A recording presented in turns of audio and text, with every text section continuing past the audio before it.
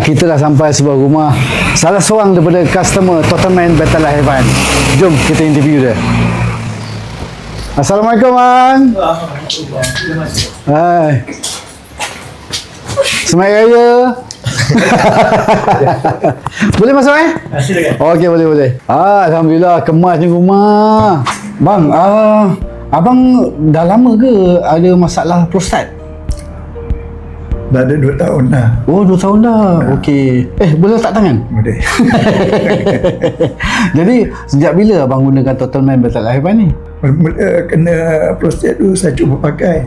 Oh, okey. Tapi tak nampak kesan dia. Jadi saya pakai produk lain. Pakai pun tak kesan juga. Tak berkesan. Tapi dalam pemeriksaan doktor, doktor kata saya punya prostat dah hampir pulih. Oh, okey. Tapi yang masalah saya ni kerap kencing malam. Itu yang jadi masalah. Okey, lepas tu? Lepas tu saya beli order lah Totalman ni. Dah 10 hari saya pakai. Okey. Nampak ada kekurangan yang mula-mula dia tak malam kencing 6-7 kali. Oh, ya ke? Banyaknya. Tidur tak selesa lah. Yelah, confirm lah tu.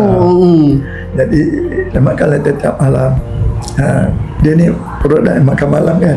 Betul, dia pagi sekali, malam sekali. Saya makan malam. Malam je pun boleh tak 2 biji setus? Okey. Nampaknya ada kurang lah. Alhamdulillah. Mula yang 7 turun kepada 5 kepada 4. Malam tadi 3. Oh, ya ke? So ada improvement lah. Ada improvement. Ubat pun kalau kita makan, minum dengan teh sekali memang tak kesan. Dia tak menjadi kan. Jadi terima kasih lah bang sebab abang jadi pengguna untuk Totalman Battle Haiwan ni. Dan saya ada buah tangan sikit lah untuk abang sebab abang antara pengguna yang bertuah lah. Jadi saya nak adahkan abang sebotol Totalman Battle Haiwan. Alhamdulillah.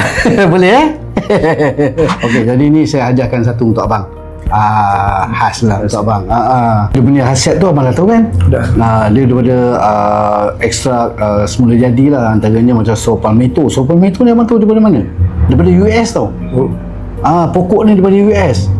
Yang mana dia memang fungsi dia untuk mengecutkan prostat yang bengkak.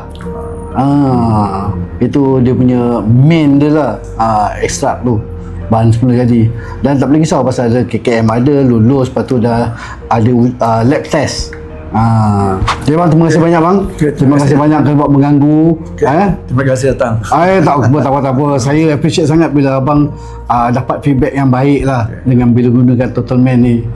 Semoga abang bertambah sihat. Semoga digunakan kesihatan yang baik yang berpanjangan. Amin. Terima kasih bang. Assalamualaikum bang. Waalaikumsalam.